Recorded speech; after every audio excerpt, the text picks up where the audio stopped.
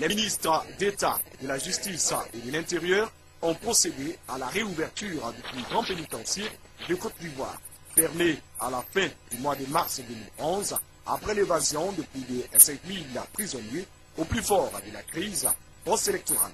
C'est une prison relookée et réhabilitée à hauteur de 2 milliards de francs CFA, qui en principe doit recevoir 1500 prisonniers, à la satisfaction des organismes internationaux, notamment la Croix-Rouge et des autorités ivoiriennes. Les bandits de grands tenants, pour certains, sont dans la nature, souvent appuyés et en force républicaine.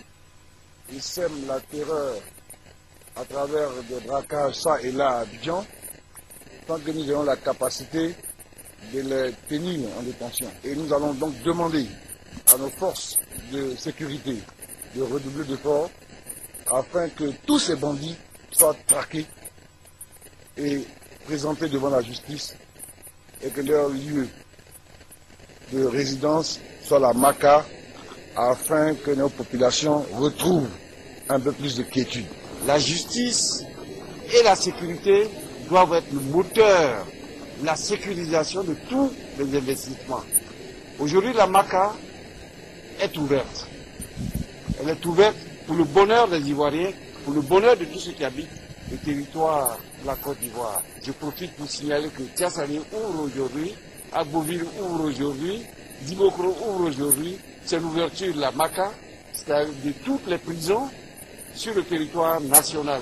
Les premiers prisonniers, au nombre de 16, ont pénétré l'enceinte de la Maka à bord d'un fourgon de la gendarmerie nationale.